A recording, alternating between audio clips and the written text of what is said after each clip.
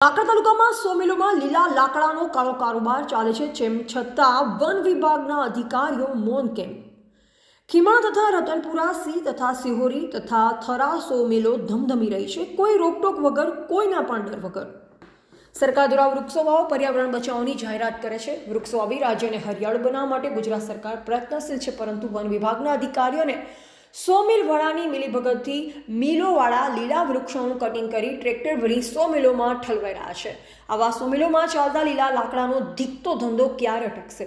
કાંકરેજનો વિસ્તાર થરાદ રેન્જમાં આવતો હોય તેમ છતાં આજ દિન સુધી થરાદ રેન્જના અધિકારીઓએ કાંકરેજ તાલુકામાં લીલા વૃક્ષોનું નિકંદન કરતા તત્વ સામે કાર્યવાહી કરી નથી. એ પણ એક સવાલ ઊભો થયો છે.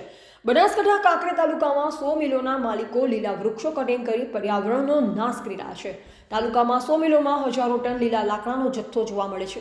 કુંભ નિંદ્રમાં સૂતા વન વિભાગના અધિકારીઓ દ્વારા તપાસ કરી દંડનીય કાર્યવાહી કરવામાં આવતી નથી.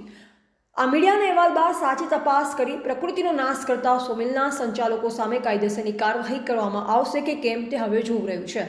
એવા જયંતિભાઈ ઠક્કર, સિહોરી, કાંકરેજ.